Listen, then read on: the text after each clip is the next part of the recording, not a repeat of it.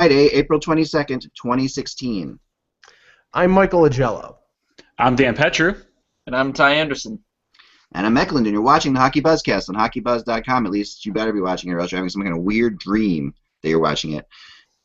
This is the podcast that comes to you every Monday through Friday at 1 o'clock, roughly Eastern Time, or, 1:13, but somewhere in there.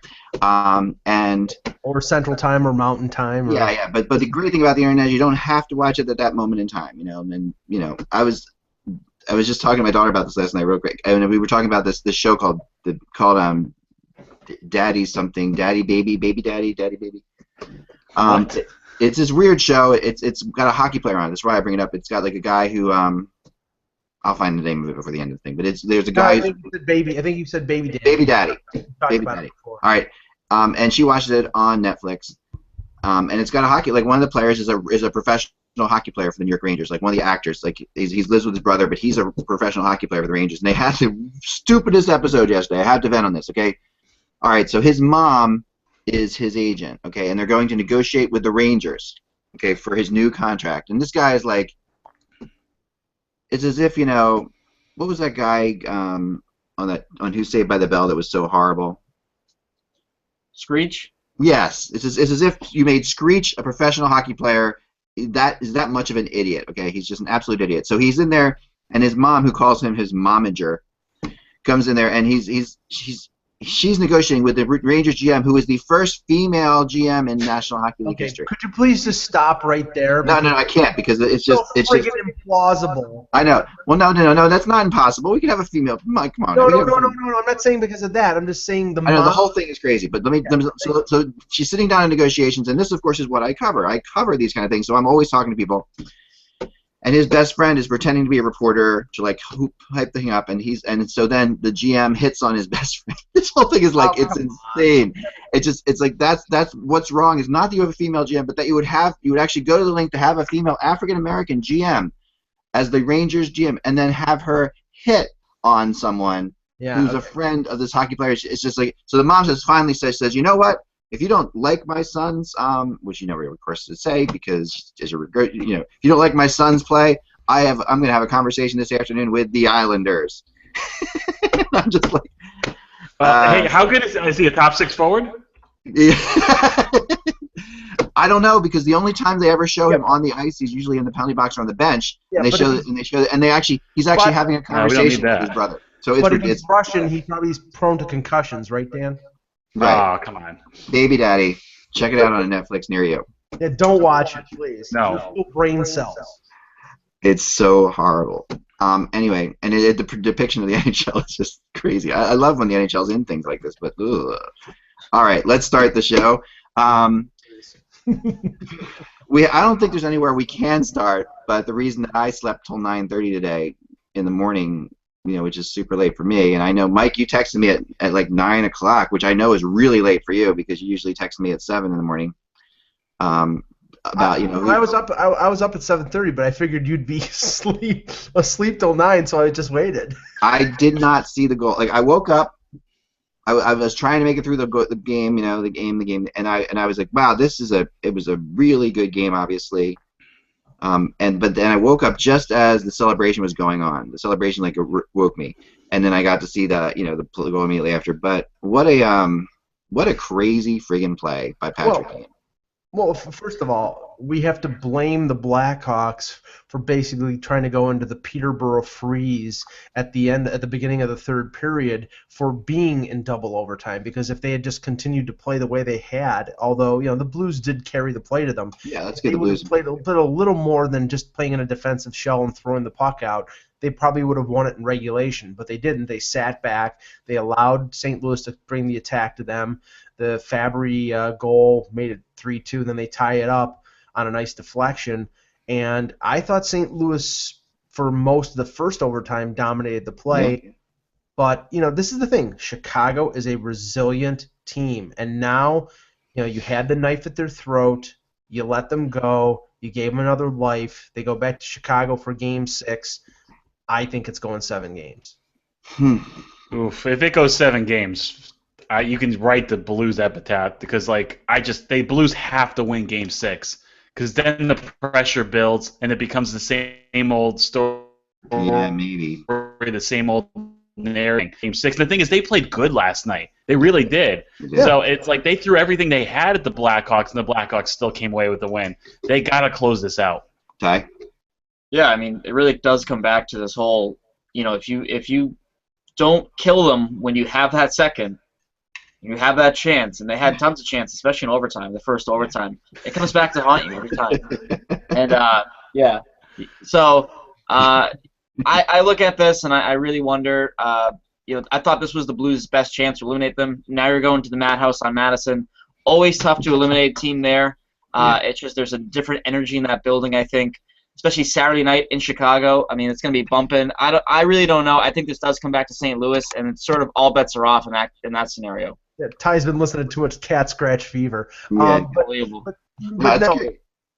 Go ahead. No, I think I complete.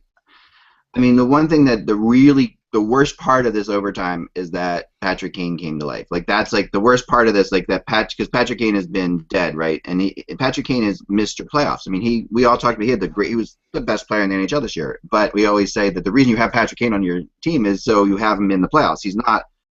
If he can take his best player in the NHL status and lift it to the level of playoff player, you're done. And this goal last night was that. I mean, to make that move in the second overtime when you played like 45 minutes already, and to make that move and then to have the wherewithal, and it was a real unfortunate stuff like where Elliott's stick is stepped on by Peter Angelo, so he can't get across, and Elliott, of course, thinks that this is the other player, but when you look at it, Peter Angelo stepped on Elliott's stick. Now, Elliott shouldn't have had his stick flat like that, but he was looking to the poke check the other direction, so you have a whole different thing. And it was just a slew of things that went wrong. Well, but, as much as I've defended Elliott and think Elliott is a great, and I know you and Russ were giving me a hard time on texting last night, being, I still think Elliott's played an incredible series, and I still think Elliott's the guy to go with. Well, but I did sense a real nervousness in Elliott last night as he got late in the game. It was definite. He was jumpy. And as I said in the text, the real Brian Elliott has finally shown up. That's not the real Brian Elliott. That's not fair. That's not fair, Mike. No, I'm just saying. He's played great up till last game, and then last game, the Elliott that has shown himself in previous playoff series reared its ugly head. I'm not saying that may be a small window, and he may go back to the goaltender who was responsible for them being up 3-1, but he didn't play very well last night. I mean, in the overtime, in the third period, he didn't have a lot of shots to face because Chicago was playing defensive. But when Chicago was applying pressure, intermittent pressure, he didn't come up big. And the thing is, look at who scored the goals. Panarin scored, Hossa in the shorthanded, and then Kane. Yeah, I mean these are the guys that we said that needed to score did. The big guys came up big at the time they needed. They were good goals. I mean, they weren't like. I mean, I do not. I mean, if it wasn't for Elliott, the first couple games, we're all Elliott. He, he's been totally different. The old Brian Elliott let in very bad goals. He has not been letting in bad goals. Okay, I don't think the Hossa one was exactly. I mean, this is like I've compared before, Ty. Like I've compared Elliott to Tim Thomas in some ways, where he's a guy who didn't get any respect at all for years and was always thrown on the back burner as the backup goalie. And I think that this is his chance. And I think, but the nervousness. That's real. I mean, and you're playing against Chicago. It's understandable to a degree, but the problem is, and I don't think he even gave up any goals because he was nervous at all. I don't think that was the case. I just think that are you seeing that, Ty? I mean, yes and no. When I watched last night's game in overtime, I really felt that the Blues as a whole were shaky in their own end.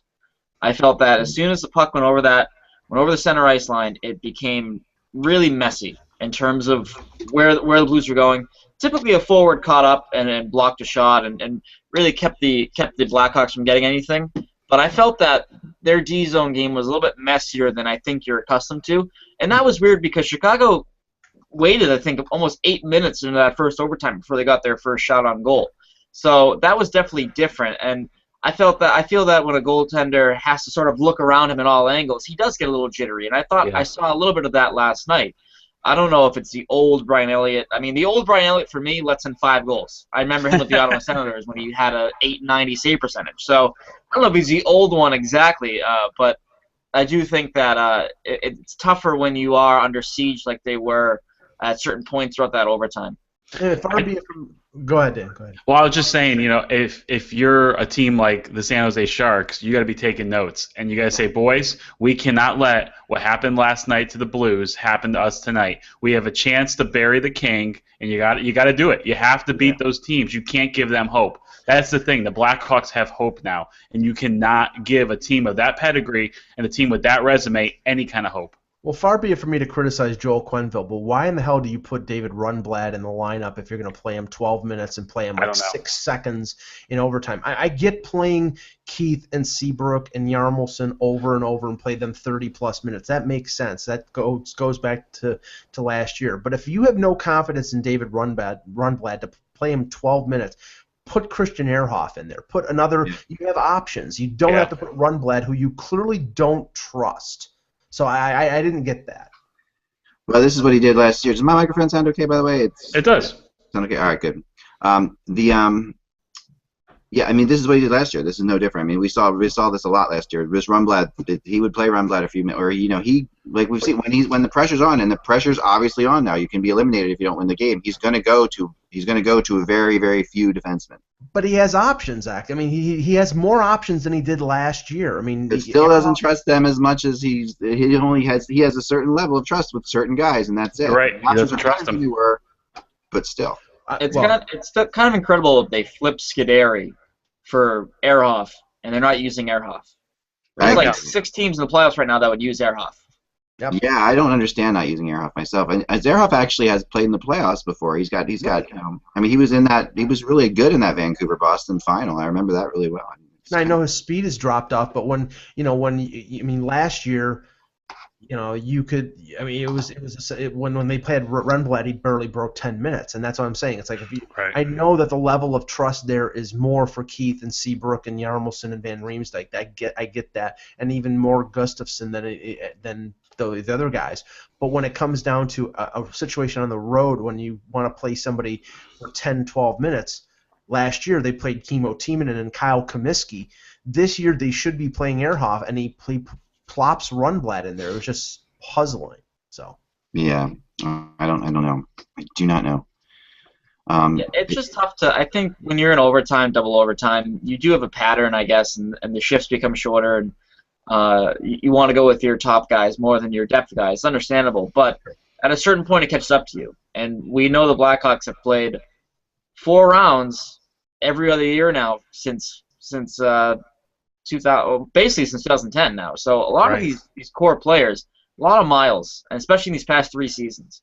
So at a certain point, you have to find a way to get a Rundblad in or Gustafsson in or an Ehrhoff back in the lineup. I mean, you just have to do it. And I mean, it's something that I understand why he's a little bit hesitant to do it, but if he doesn't, this might come back and be the reason why they lose a Game 6, or Game 7 in overtime against the Blues in the first round. And there needs to be some rest for some of these guys at a certain point. You're clearly not going to get it in this series because if you win it, you need to win it in 7.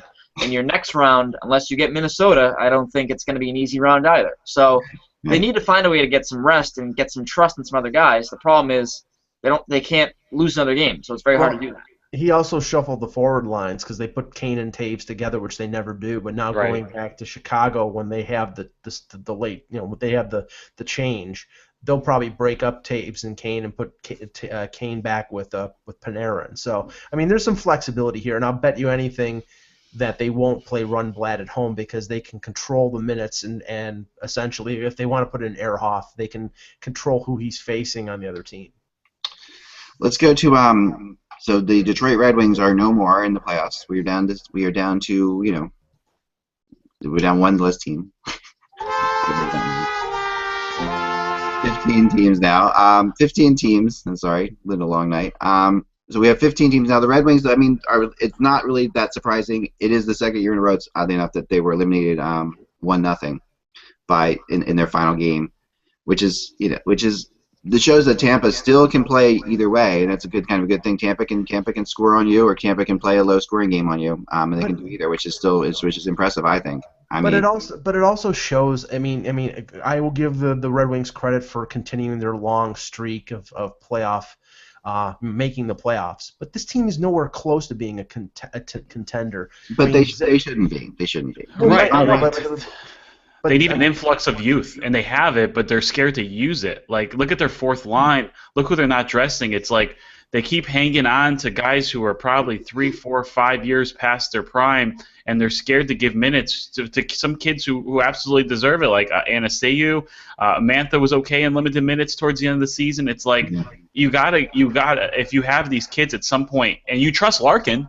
You trust Larkin as a 19-year-old. Give some of these other kids and see what they can do, because in limited minutes they've played well. At some point you have to stop hanging on to the past. And what's the big? Yeah, it's great that they've made the playoffs every year for God knows how long. But even Datsuk said it himself. We don't care about the streak. We're not just trying to make the playoffs. We're trying to win the Stanley Cup, and that team does not look like a Stanley Cup contender. And the only thing is, I mean, Dan, to that point, the only way that they wouldn't have brought back Datsuk is by him walking away and saying, I'm going. I mean, they would have welcomed him back with open arms next year, and he's clearly, I mean, he's a great player. He's a Hall of Fame player, but he's clearly, not the same player he was 3 or 4 years ago. Same thing for Zetterberg. He's a great player, but he can't carry the ball anymore. And they do have a lot of players. I think they're weak on defense. Yep. I think they're weak up the middle now. But Larkin is a great young prospect, and I think his role's got to change. And honestly, this series proved that they're weak in goal because Mrazek and Howard didn't do anything. So there's a lot of work that Kenny Holland needs to do. Yeah, I mean, I think though, like we said before, the 3 teams that were fighting for the final playoff spot, Boston, Detroit, Philly, are all really teams in a rebuild that made the playoffs. Like they really are. And the fact is that there's teams that go into rebuilds that don't compete at all, and then there's teams that go into rebuilds and still manage to compete. And that's where, to me, that's Detroit, Boston, Philly, all 3 of them. I mean, they really are. It is a credit to them, I think, and should be commended that Detroit made the playoffs. And yes, no, they're not a Stanley Cup team now, nor should they be. I mean, this is a team that I mean, there's no way. I mean, they have rebuilt. The Red Wings have managed all the time to have the next guy come, right? From Yzerman to Datsuk to it's just, and now to Larkin. They always have this. They have the next one in line, and that is the key to keeping this long streak of success going. Yeah. Where's the succession to Lidstrom though? Right. And defensively, that's not there. And and it's you just don't. I mean, there was no one really before Lidstrom like that either. I mean, it's really just. I mean, Lidstrom is a phenom, right? But I mean, I think that everybody gets on Boston, everybody gets on Philly, everybody gets on Detroit. I mean, they're in very different spots than the Islanders are, in my opinion, because the Islanders are the beginning of teams that have been rebuilding for longer and have gotten themselves now into a position where they are competitive and can compete. And the Rangers are in that world too, and when you look, and the Lightning are in that world as well. I mean, the Lightning have faced issues with injuries, but they're in that world too. So, I mean, Florida rebuilt very quickly, but when you look at the whole thing of it, I'd rather be the fan of a team that's fighting for the playoffs than a fan of a team that's tanking, just because I think that's my bottom line. I don't want to be a fan of a team that's just hoping that they win a ping pong ball battle. I want to be a fan that hopes gets a chance to have an exciting game in the playoffs. Of those 3 teams that are rebuilding, I think the one that is the worst off is Boston, because you look at Philadelphia, you have all these young guys like Moran and Provorov and Sanheim coming up through the ranks. Yep. And with Detroit, we just mentioned Larkin and Mantha and Athanasiou and a few other guys. With Boston, you have some prospects. I mean, the 3 first-round picks, Ty.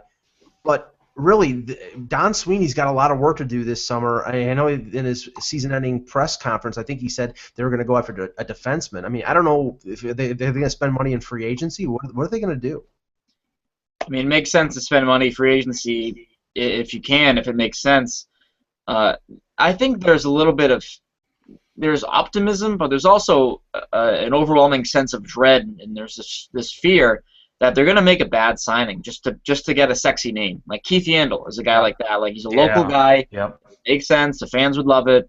But that's not what you need. You need a guy that's more on the lines of like a Jason Demers, Alex Goligoski, even Brian Campbell. You need some guys that they're a little bit older, but they bring you that solid two-way game that you need.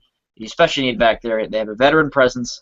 But you have this fear that, they're going to do something stupid. They're going to get Yandel, or they're going to trade Tuukka Rask. It's going to be something ridiculous, and you do have because listen, they asked Neely if Tuukka Rask is an untouchable player, and he wouldn't say yes or no, and he just said, he goes, well, Bergeron's a great player. Bergeron is their only untouchable right now, which is kind of scary in a lot of ways. I mean, it makes sense at a certain degree, but then you go, I don't know if any other goalie can play better than Tuukka Rask did behind this defense last year. It's very tough to just find an ace goaltender. I don't know if they understand that or not. They've been kind of spoiled these last few years with Tim Thomas and Tuukka. So there is that fear, I guess. And, I look at Detroit's failure in this first round, and I look at it, and this is the unpopular opinion. It's a failed opportunity for Boston. Because Boston, even though they were losing games at the end, they were scoring. They were scoring 4 to 5 goals a game. Detroit couldn't score in this game. Right. If Boston gets some goals and really puts the pressure on the Johnson line to contribute, the Johnson line finishes with, I think, 10 out of the 12 goals that Tampa Bay scored in the series as a whole. If they score, that series is close. And it's just Detroit. We talk about this next wave of young players. I love Dylan Larkin. I think he's awesome. Watching him was great. But Gustav Nyquist, this is a guy who's been pretty mediocre at best in playoff games. Thomas Tatar is another one who I think they haven't carried the torch in the literal sense that you expect them to lift you up from the production that you weren't getting from Zetterberg and Datsuk. So that's kind of concerning for me if I'm Detroit. I also think their defense is it's rough. It's between DeKeyser. Yeah. I mean, I like DeKeyser, but once you get beyond that, it's Mike Green, Nicholas Kronwall, Jonathan Ericsson. This is a little long in the tooth here. Yeah. Well, what's the succession plan for the Bruins that they trade Tuukka Rask? I mean, do you think Malcolm Subban's ready to step in, or Zane McIntyre? I mean, I don't get it. There's no way because Subban has an injured throat. He fractured his I think it was his larynx. He got a puck right in the neck. So there's a development curve there that he didn't get all the games in they'd like him to. So that's something that Neely touched on too. He thinks that they might have to wait a little bit longer before he's an NHL goaltender because of this injury. Zane McIntyre was solid, but he's still a first year in the true sense pro, going right from college to the AHL, and that showed at certain points. So no, I mean, what would their answer be? Would they trade Tuukka Rask for Freddie Anderson? It's just like what happens there? I mean, do you get a defenseman from Anaheim and Anderson, and you look at Anderson as a 3-year, 4-year stopgap? I mean, that's a possibility, but again, I don't think it gets any better than Tuukka Rask. I really don't, unless you're getting Jonathan Quick or Henrik Lundqvist or Carey Price. Some of these other guys that obviously you're not gonna. I don't know if that trade makes a whole lot of sense for you. I'm with you on that, and I think that. I mean, how much of this? The thing I keep hearing about Boston, and I've been doing my research on the UFAs and trying to figure out what's and I've been putting all these things together. And I've talked about this before. Is that there is a backlash there? There's a backlash to the Chiarelli era, and wanting to move players out that were Chiarelli favorites, kind of wanting to make that, taking that. Do you think that's going on? Oh, absolutely, 100%. They basically spent an entire press conference on Wednesday burying Chiarelli, being like, we didn't have draft picks, we made some cap decisions that were bad, which is not Stanley Cup Finals once and lost, once and won. Exactly, yeah. And I always say this, like, for as much as Chiarelli was criticized, and rightly so in a lot of situations, you still won a cup with him. You went to another one with him. Yeah. I mean, it's very tough to just be like, oh, that guy was the reason why.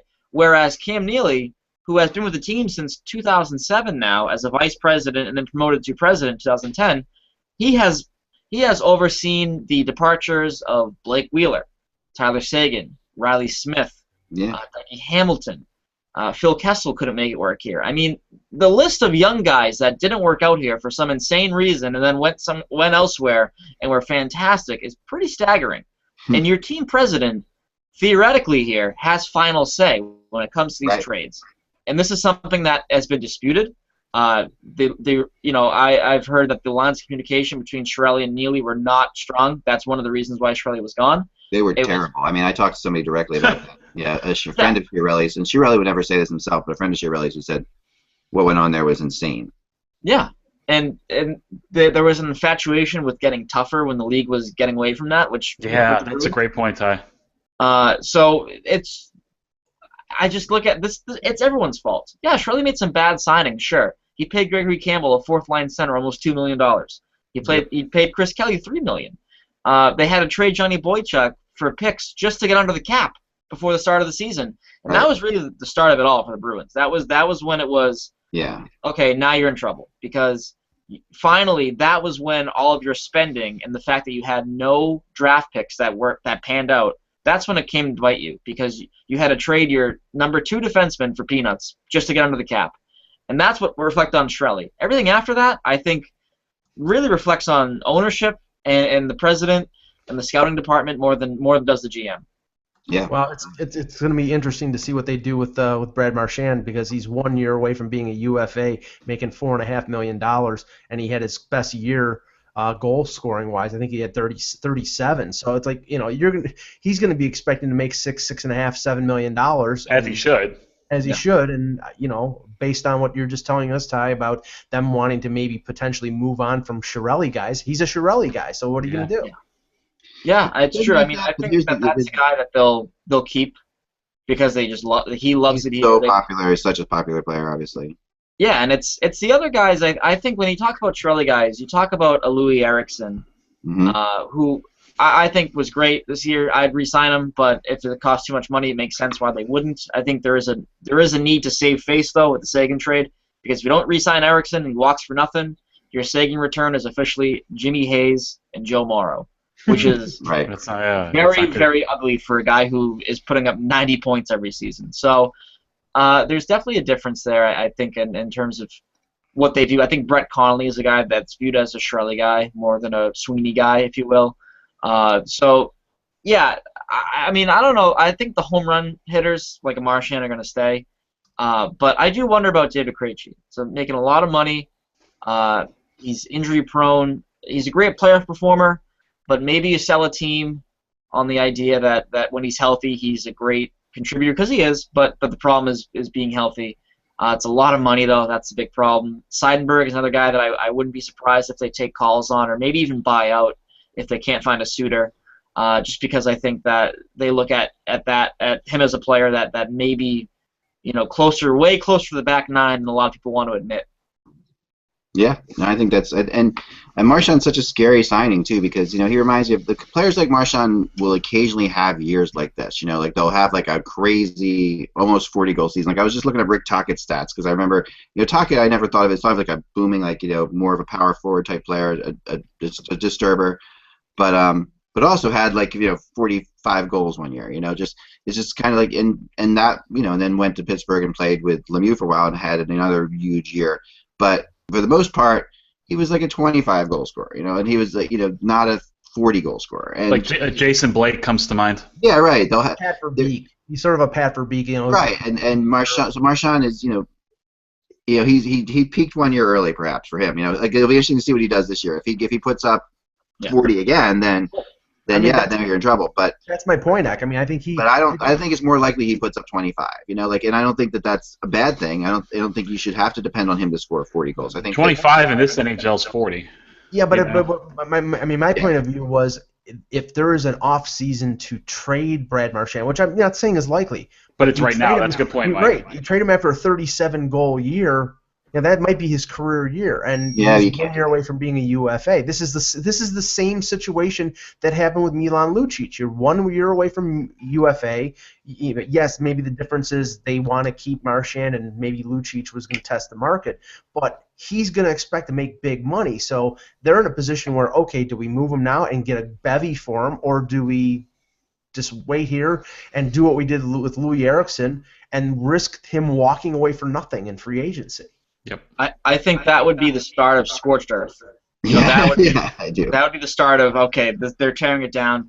I just think they don't want to tear it down, because Priest Bergeron's 31 years old. Right. It's very tough to convince these guys, hey, you're going to be part of a second rebuild in your NHL career. It's just very difficult. And they're not that far off, in my opinion. I mean, there were moments when the Bruins were very, very good, right? And they did get screwed by a tough schedule down the stretch. We talked about that. There was no question that schedule affected them, because it's harder to play games later in the year. It just is. And you're playing against teams, and when you travel that much, that killed them. But they are not that far off of being able to compete in their division. And their division is not the greatest division in the world for sure, but they're not that far off. Yeah. So I think that, and they are, not going to tank. They're not going to be. They're not going to tank. There's just that's not in their DNA. Well, not right now. They're not going to tank. No, they'll never tank. They will never tank. Oh, that's baloney. No, they never have, and they never will. That's the reality of the NHL act for a lot of teams. No, there's some teams that New Jersey refuses to tank. Yeah, there are sites when it would actually help them. It would significantly help them to tank. Right. It's made some of their fans insane, but they wouldn't tank. They have Corey Schneider, so it's impossible for them. I'll never forget last year at the deadline, they were like 5 points away from being in serious contention for McDavid or Eichel, and they refused to tank. They didn't trade their assets. And don't get me wrong, Pavel Zacha is a good young player, but it's like, and the fans were screaming for it too. It's like, look, you got generational talent here. We're okay with this for the last 3 weeks of the season, Yeah, and that's the funny thing, Dan, is because that was Lou. Yeah, and Shiro took a different approach this year. That was Lou's MO, but Lou goes to Toronto, and Brendan Shanahan has already determined we're going to tank. Well, yeah, no, that's because they're very different organizations. I mean, that's what I'm saying. That that Toronto has shown the desire to do this over several years now. But they never did it. They never implemented it correctly until now. I mean, they always screwed it up, Ak. They tried. They tried last year for sure, and they tried this year. And that's 2 years in a row that they did it. And then before that, they did screw it up when Tavares was available, but that was when a lot of people thought they could have. It worked out though. That all worked out. It did. So I mean, but it did. Maybe not for Toronto, but yeah. I'm sure the Leafs are so glad they have Nazem Kadri over John Tavares. Hey, he says he's just as good as John Tavares. No, I take him at his word. That's just no doubt whatsoever. Boston fans are very different. I mean, it's not, and that whole market is very different. Everybody in that market wins. I mean, they're used to winning there. It's like they are not going to. They're tough on this team. But what I'm saying is they're a little bit needlessly tough on them to a degree, because I really do think that, in my opinion at least, they have done a pretty good job at rebuilding on the fly. Although, the one thing I will say is there is this sort of, I don't know, disconglomerated, whatever you want to call it, thing of the Chiarelli hate that is definitely weighing in on them, and I think that's affecting them in some of their decision making. But in reality, I mean, if they trade Tuukka Rask or Marchand, then I'm going to say that really affected them. And I don't want to go down this lengthy road because we'll waste the entire 15 minutes on remaining of the show or whatever on this. But a guy like Jimmy Vesey, who we've talked about on the show in the past. I mean, the two teams that are supposedly leading contenders are Boston and Toronto. And when you look at the upward trajectory of Toronto, which means they can't go any lower than they were this year, and they're going to start coming up, and Boston with an aging core, I mean, to me, it makes more sense to go with the team that's going to be young and moving up than a team that's starting to fall apart. So that I don't know if that's going to be. You can definitely argue both sides of that. Real quick, when can VC become a free? When can he sign? What day? August 15th. So he'll have a chance to see what the Maple Leafs do at the draft. He'll have a chance to see if they get Stamkos, and all of a sudden it's like, hey, look at this. If I go here, I could be in the playoffs real quick. Or if they win the draft lottery. But as I continue to say, and this is just my suspicion. VC's rights are going to be traded by Nashville. Yes, I don't care what David Poile says in public. You've got to get something for a guy instead of letting him walk away for nothing. If you can get a second-round pick or get a prospect and a second-round pick, you do it. You have to think about your organization, and he's clearly not going to sign with Nashville, so that makes the most sense. I don't disagree that he could be traded, but if he's not traded, I wouldn't be surprised.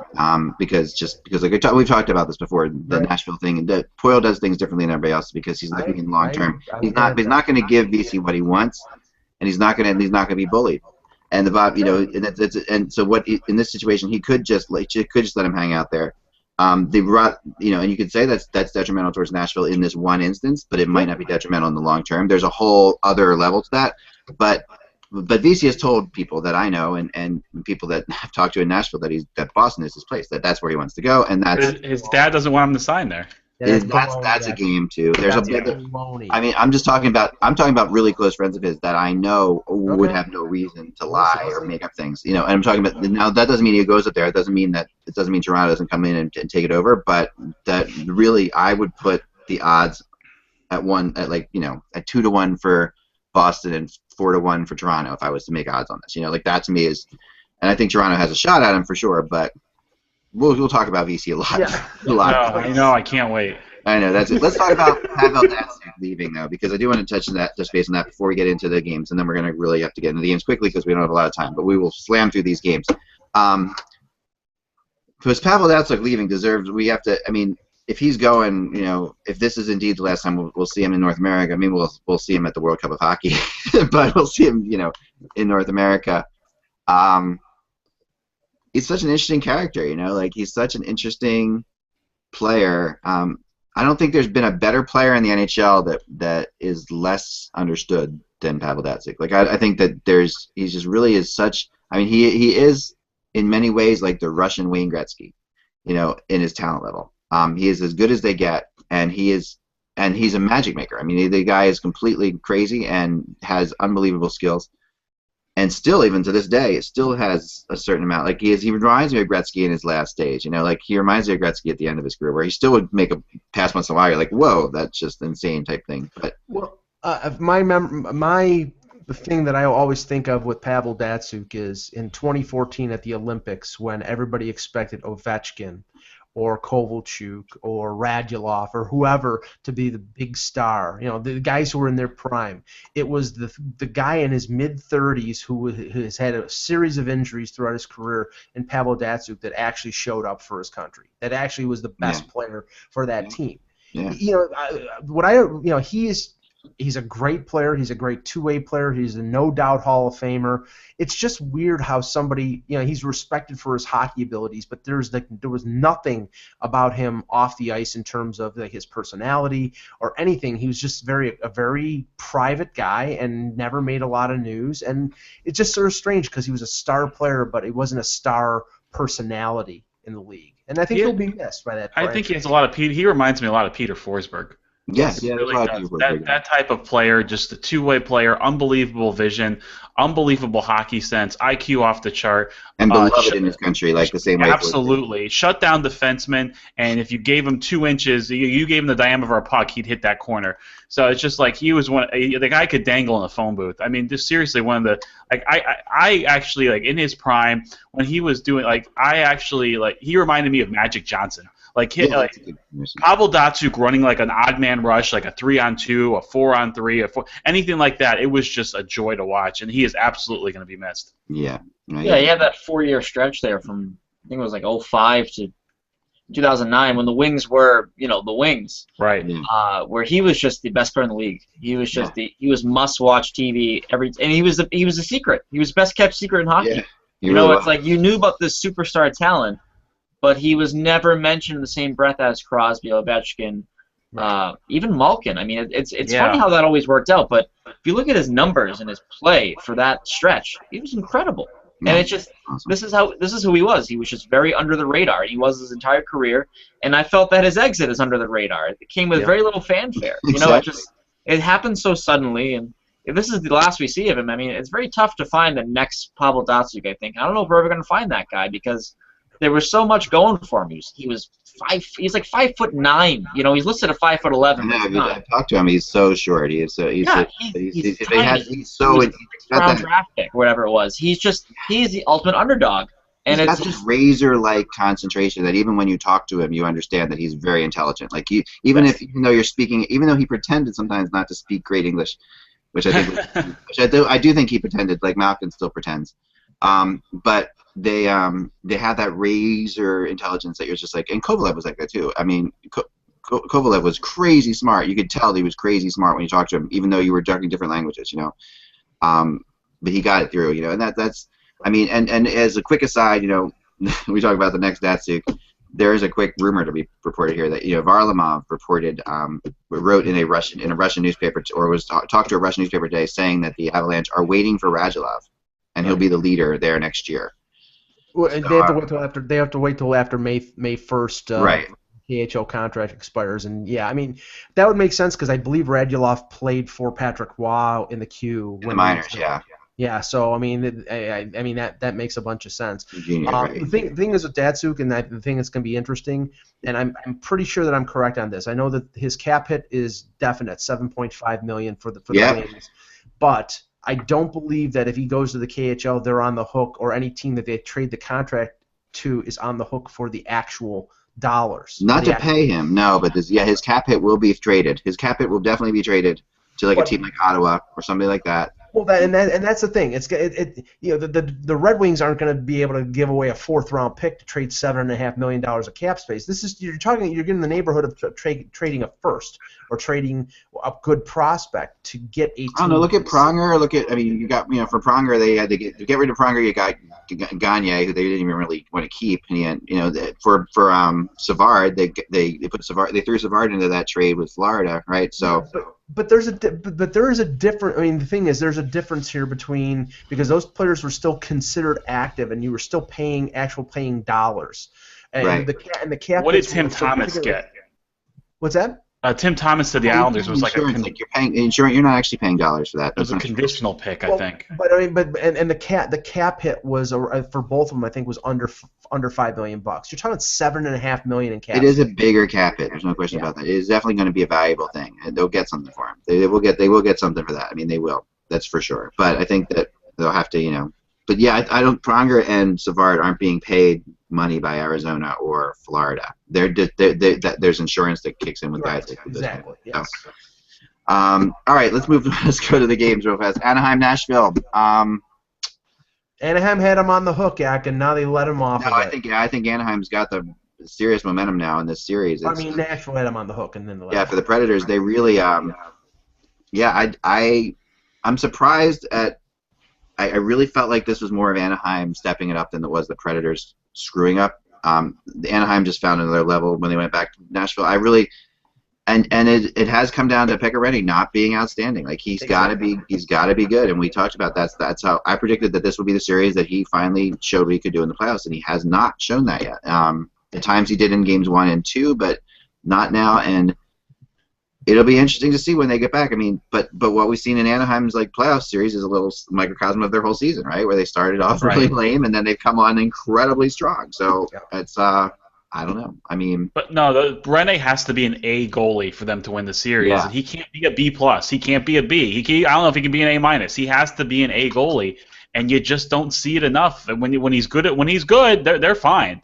But when it's frustrating too to watch because.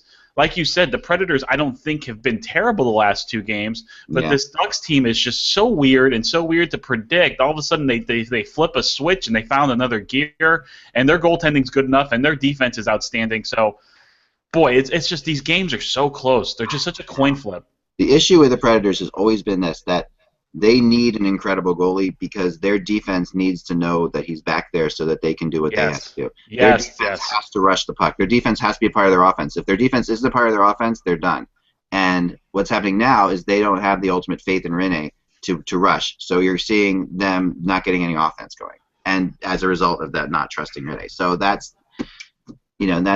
is when you would like to have a good backup goalie, is all I could say. I'm not saying he's done. I'm not at all. But the thing is, he's under a contract for another 3 years at $7 million per. Yeah, I know. This is the thing about Rinne. He is going to make you money. That contract doesn't matter. He is going to get you into the playoffs. Rinne makes the Predators his contract every year because he gets. But if he's not the difference maker that we're talking about, if he's above average goaltender, he's making the top or second or third salary of goaltenders in the league, and he may not be that goaltender anymore. That's why I'm saying that's a problem for Nashville, especially with their budgetary restraints. He was the first of the $7 million club too. He was he was the first big contract, if I remember correctly. It went Rinne, Rask, and Lundqvist in terms of the $7 million club for goaltenders. So, go ahead.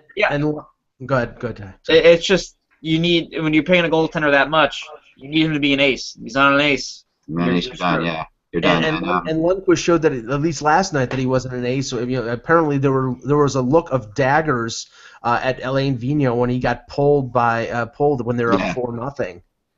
I ripped Vigneault in the past for not pulling Luongo when he was in Vancouver, and during that series, I remember I asked him. I remember never forget asking him in the press conference, why didn't you not pull Luongo? And he said to me, well, Luongo came over to the bench during a commercial break, and he looked at me like, you pull me, you're dead, and then he went back in.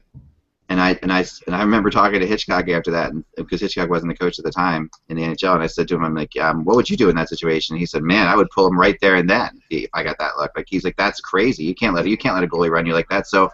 But the difference is the plan B in Vancouver was Corey Schneider. The plan B in New York was Antti Ranta. It's game, set, and match. It doesn't matter right now, though. Lundqvist. Yeah, he could be anybody. He could play the best. Yeah, he could play the best he possibly can play. And he can be. He has to turn in a perfect. Well, I don't even know if it's possible. The way the Penguins always have the puck. Yeah. The Penguins have completely dominated this series. They've exposed every weakness of the Rangers, underachieving forwards, a slow and old and not mobile defense, and the Penguins are just exploiting it left and right. If the Penguins play like they played last night, they will take down the Capitals, I promise. I agree. You have to give Sullivan and Jim Rutherford a lot of credit, not only for the additions of Daly and Hagelin by trade, but the young kids that they brought up from Scranton. The bottom six, Sheary and Kuhnhackl and Brian Rust, all providing speed. And that's the thing. That team is one of the quickest teams in the league. Early in the year, we were thinking they were one of they were challenged in terms of their spead. Well, they needed because Wilkes-Barre Scranton has been really good for a long time, everybody was always wondering, why are they so good? I mean, the Penguins they're always one of the top teams too. I mean, this is a good, and what like we talked about before, what they brought in more than anything else is these guys don't have the baggage that some of the Penguins have over the last several playoff series. So so Crosby and Malkin, these guys aren't playing with that same, oh man, we're going to screw this up type thing around them, which they got a lot before that. I mean, the Penguins, and I got into a long discussion with Jan today, our Rangers writer, about this. But the Rangers are not playing terribly right now. They're not as good as they want to be, and they are making mistakes. But the bottom line here is the Penguins make you look horrible when they get a lead on you. Like if you fall down 2 goals or God help you 3 goals to the Penguins, you might as well lose 7-0 because they are going to take advantage of you taking chances better than anybody else. They are incredible. When you take chances against the Penguins, you will give up. If you give up 2-on-1s, you're done. You give up 3-on. And so the Penguins, as good as they were last month of the season, which was the best I think they'd been since they won the Stanley Cup, they just added Malkin to that team. So now you're looking at this whole thing. So they are really, and they're not even playing with Marc-Andre Fleury right. Matt Murray hasn't broken a sweat in 2 games. We also talked about this beginning of the year, though, where we looked at the Penguins and we said, gee, Malkin, Crosby, Kessel, that's great, but what happens when those guys get shut down? Right. And then we looked at it, and now you're seeing, like Mike said, these young guys come up from the AHL. This is the complementary pieces that these are the guys you need, and they found them. I mean, they found them at the right time too. I mean, half these guys really broke through the second half of the year, if not later. Yeah. So that's been great for Pittsburgh, and this is, I think, this is the most dangerous Pittsburgh has looked in almost a decade. When we talk about that 2009 team, as dangerous as the teams that went to the Stanley Cup, if not more so in some ways, because they're more mature. I mean, because the star players are more mature. And I agree. We always talk about complementary parts. Edmonton has to look at what Pittsburgh's done here. Yes. This is the kind we talk about. Those parts matter. Like the Hagelin trade mattered a lot. Yeah. And Hagelin it wasn't hard to get Hagelin. It's not like he was an untouchable player. In Anaheim. It's just but no, it was more Anaheim wanting to escape the 4-year contract they had just signed the previous year. No, you're right. But it wasn't a fit. It's just the style of the Ducks and the style of Hagelin wasn't a fit. And the style of Hagelin with the Penguins, he doesn't need to carry the puck. There's plenty of puck carriers in that team. He just needs to go out, kill penalties, be a complementary piece. And because of Kessel, because of Malkin, because of Crosby, because of Letang, he's wide open sometimes. Right. Yeah, people don't give Malkin enough credit. In Agreed. General. I mean, he is like. I mean, I heard the other day someone talking about how when Malkin got hurt, he wrote a letter to his owner and to his general manager apologizing for getting hurt. Like he said, I'm really sorry. I hate to let the team down like that. That kind of thing. This is like the kind of player you're talking about here. There's not much. I mean, Malkin is just guts. I know, Dan, you got to run, but thank you so much. No problem, guys. I'll see you next week. We'll talk to you soon.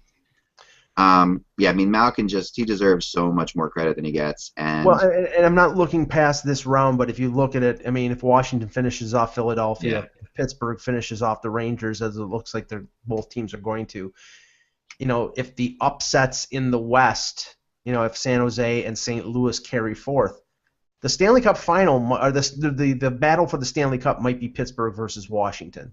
Whoever wins that series may be the favorite to win the Cup. I think that's not giving enough credit to San Jose or St. Louis, because I think those two teams, both of them, are showing a lot more like maturity than anyone expected. Because the Blues team, and both those teams are so deep. Like they're both so deep. I agree, but I'm just saying it's like, and they have the like what you have, and they also have the benefit of having to go through teams as tough as Chicago and LA. Like and that's a benefit in a lot of ways when it comes to Pittsburgh, because there are certain things about, right now it feels like the Blues and the Sharks are battling the Kings and the Hawks a little bit, but they're battling the demons that are the Kings and the Hawks a lot. And that's who people who picked the Kings and the Hawks weren't betting as much on the Kings and the Hawks as they were the Kings and the Hawks plus the demons. Right, and those demons are huge, and you could see them last night in the way that. And you saw it in the third period the other night in San Jose, in the San Jose Kings game, where the Sharks just couldn't get the puck back. I mean, it's a combination of these teams both having so much experience in the playoffs that it's crazy, and both having lost very few playoff series in LA and Chicago over the last couple of years. The only one that Chicago lost was to LA. I mean, it's kind of it's crazy that they are just that good. But if they get through those demons, I think the sky's the limit for both San Jose and St. Louis if they get through this, because the next team they play will not be the Hawks or the Kings, and they will be able to actually, just be better than a team and not have to just be better than the team and better than that team's aura and everything that team has around them. So, well, I mean, Dallas has its own challenges. We talked about the goaltending situation, and Sagan is sitting out again for Game 5, so you have to wonder whether he was brought back too early, and that's going to be a concern for them when they get by Minnesota and going into the next round. If it's just if he's out or if he's hampered, that's a big disadvantage for Dallas going into the next round. What are your thoughts on Dallas, Ty? It's a tough one. I don't know. I mean, that's what I mean. I'm the same way. I mean, I think a lot of people are that way with Dallas. It's like, what is Dallas really? They're the best record in that division. Mm-hmm. But so did Colorado one year. What is Dallas really? That's what I don't. I'm with you. Yeah, and I just think that maybe it's because I haven't seen it yet. So it's like it's you don't buy it until you actually see it. But has Lindy Ruff ever been that coach that gets into that next level? And I'm not saying that to harp on Lindy Ruff. Yeah. I'm just saying he had some great Buffalo teams that I remember being second round and third round teams, not Stanley Cup teams. And that's what I wonder about with him. And I've always had questions about the goaltending. I think Lettinen's been great, but I've always, since day one, I've had questions about having two number one goaltenders. I don't think it works. As weird as that sounds, I don't think it works. No, sometimes you have no number one goalies when you have two number one goalies. I've heard that said before. You have you really don't have any. So I don't know. I mean, if they dispatch the Wild in 5 games without Zach Parise, does it really count? Does it really matter? They're beating up on a wounded animal right now. Yeah. And that animal is showing signs of life these past 2 games. Yeah, they're not dominating them anymore. That's the thing. Exactly. The first 2 games they dominated them. Now they're not. And their next round opponent will be either St. Louis or Chicago, right? So. Yeah, to defend Lindy Ruff quickly, 99 they got in because they got to the final because of Hasek. In 06 and 07 they got to the conference final. The 06 they were decimated by injuries and they probably should have gotten to the final, but much to my glee they didn't. So I think he's a fine coach. I think that team, the reason I'm not high on them is because they're an all-out offensive team in a time of year when a team cannot play all-out offensive. And now they're without Sagan, who's one of their 2 big weapons. So they have to rely more on their goaltending and more on their defense, which I don't think are up to the standard of, like, say, St. Louis or Chicago. So if they, even though they'll have home ice advantage in that series, whoever they play, I think they're the underdog against the Hawks or the Blues.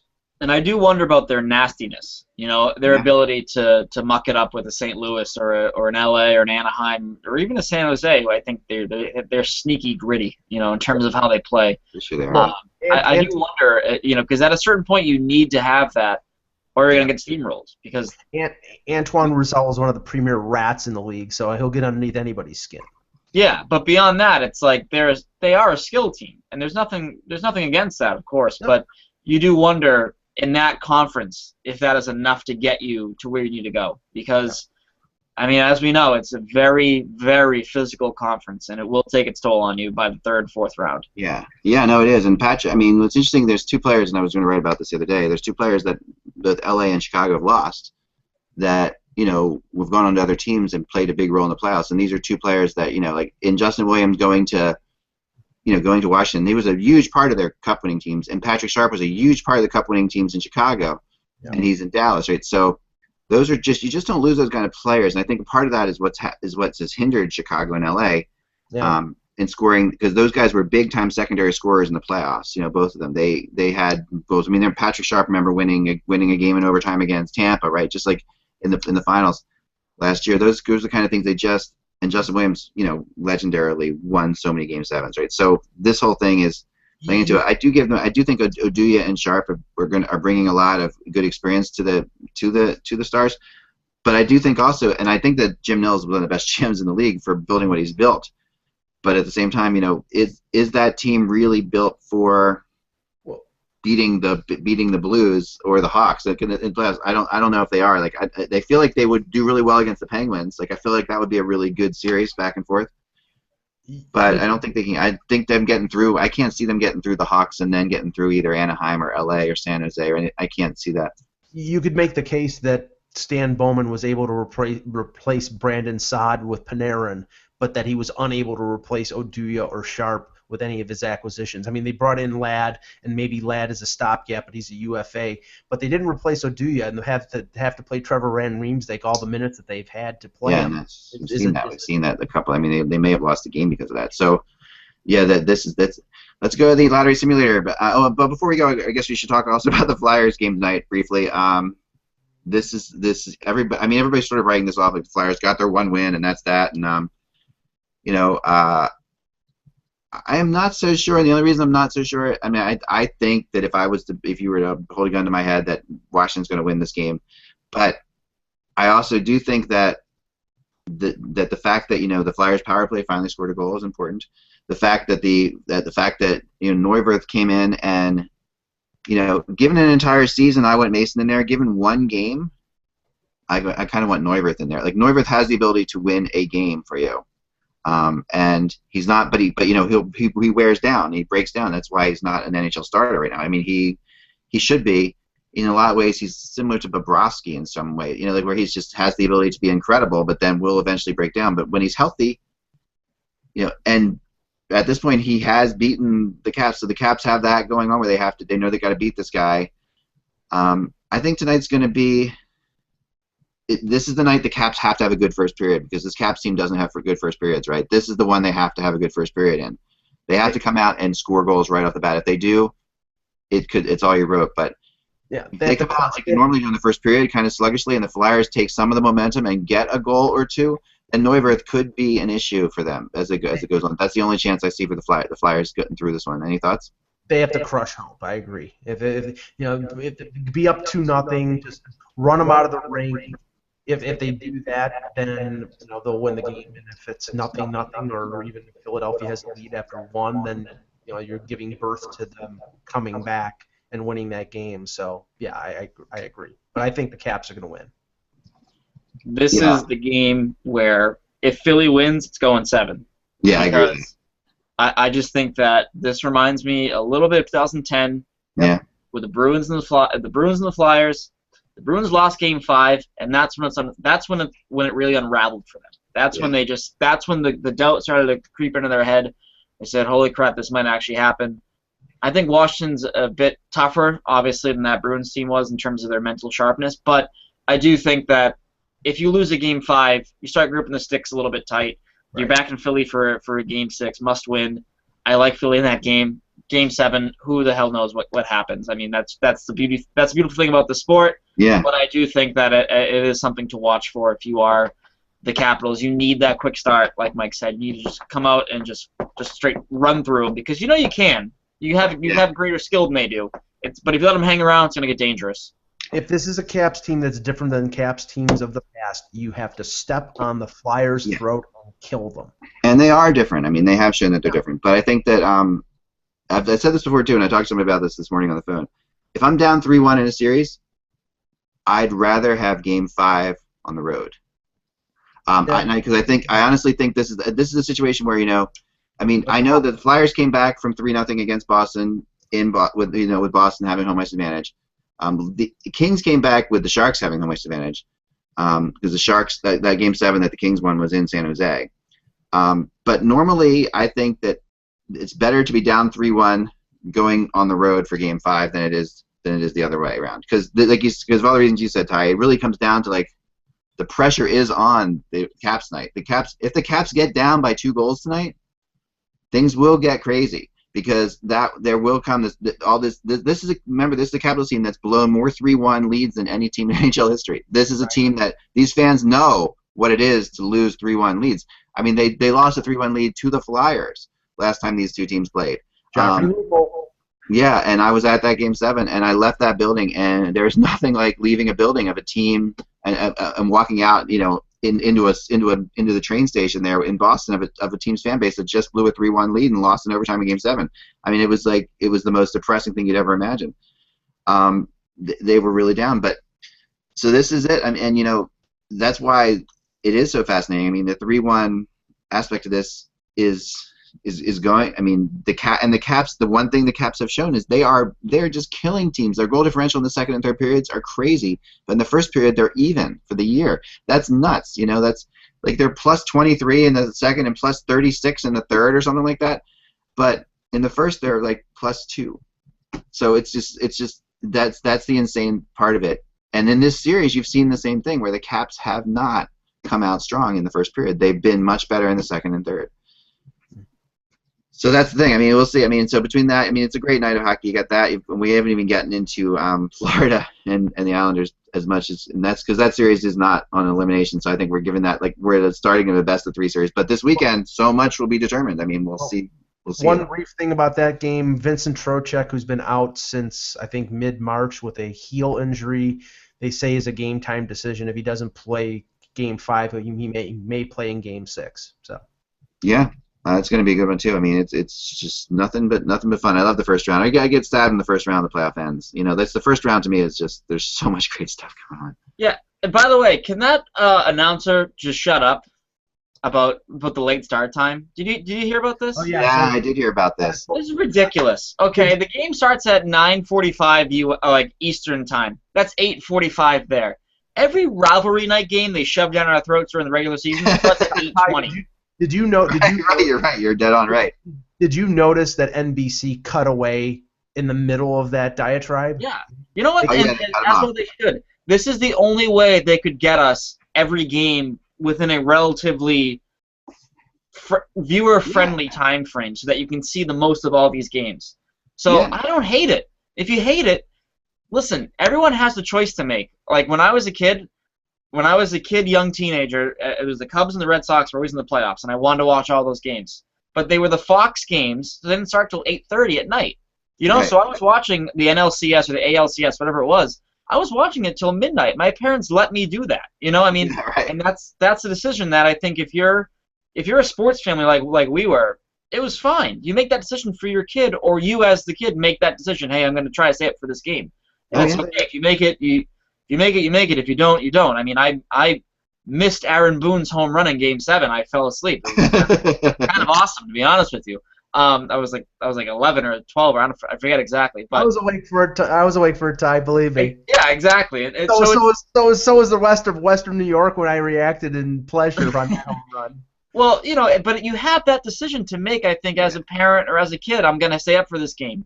My parents let me stay up because they knew it was important to me. They knew I liked sports. They knew I liked hockey and baseball. I mean, half the fun for me was I once stayed up for that 4 overtime game or that 5 overtime game, whatever it was, with Vancouver and Dallas. That was one of the best stories ever. Going to school the next day. Oh yeah. And being like, dude, I was up 3 hours ago watching hockey. You know what I mean? Like that's a fun story. So that is that's a dead on. I totally. I have no problem about it. I have no problem with the NHL doing this. I have no problem with the NHL doing this schedule because it just means more fraud protection commercials. No, they did away with it. No more. I haven't seen it. I know. It's been replaced with the Pilgrim. Or because I'm a pilgrim. Carved turkey and Pilgrim. That and the one commercial where the actress is walking. I think it was the chase car where she's walking through, and then there's a commercial with her on the TV screen. It's like, oh my god. Yeah. Yes. What's her name? Yeah. They always mix it up with their commercials. Thanks, NHL.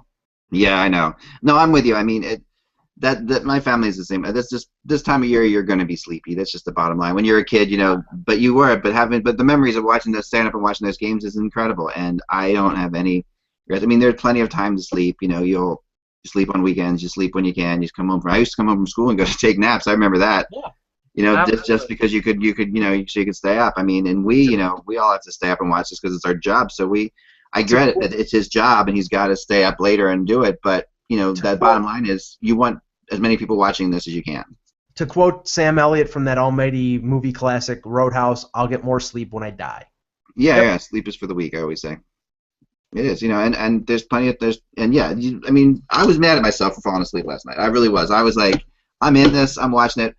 My daughter didn't feel well, so I was in her room, hanging out with her as she was falling asleep, and she just always, and whenever you go to sleep with your kids, they're like heat warmers, and they just put all this heat out, and it's impossible. My wife and I say there's no better sleeping pill than just to lie down with your children.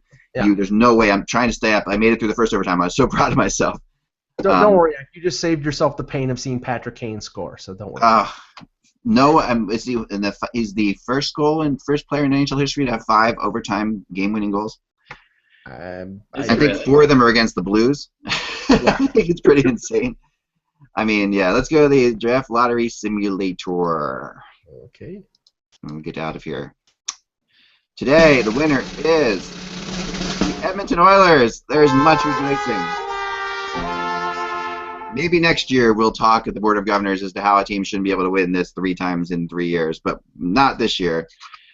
Next up, the Winnipeg Jets, followed by the Toronto Maple Leafs. There you have it. The draft. If this happens, I'm going to lose my mind. Yeah, I know. I've said it before, but I really will.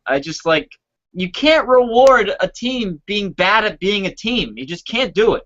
Yeah. Well, I mean, we know that the system is not fixed because if the NHL was going to fix the lottery, they would have fixed it last year so he doesn't go to Edmonton.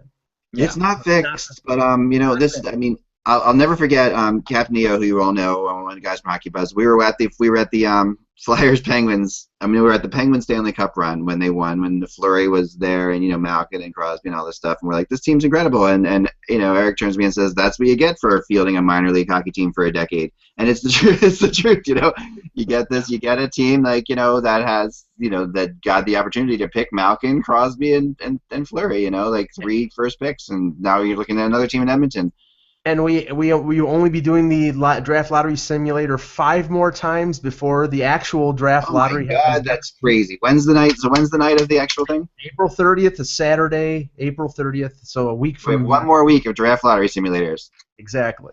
Boston Bruins, baby, 1% chance. That would be awesome. That would be. One time we did the draft lottery simulator. The Flyers were at 1% chance, and they did win. Yeah. So it's possible. That would be so crazy if you think about it. That would be sickening. Given what happened at the end of the year there, given the way they lost that thing, it would just be that would be insane. So yeah, it's I don't know. I mean, it's such a weird thing. I really hate the fact that a team can win it more than once every 3 years. I think come on, that's got to be changed. It's so stupid. I mean, it's just dumb on every level for the market. It's dumb for the NHL. It's like you need to spread these great talented players. You need them all over the league. You can't just put them. They diminish themselves. Hall, Nugent Hopkins, and I agree with that. But none of them are as valuable as they would be if they were on 3 different teams. None of them. Well, now we'll find out because Chiarelli's probably going to trade a couple of them this summer. Yeah, but that's at this point they're They should have gone to those teams and been the Tavarises of those teams and taken that team off to like the. I don't think that Ryan Nugent-Hopkins, if he would have gone someplace else as a first pick, would have become Tavares or Stamkos. I just don't think so. Maybe not, but it would have been better. The sum is not greater than the whole of the parts when you put these players together. There's only one puck. There's only one. It's like you cannot. It's so frustrating. It's stupid. But anyway, that's all I'll say about that. Okay. Remember, without the buzz, it is just hockey. Have a great weekend, folks. Enjoy the games. See you on Monday with a lot of answers.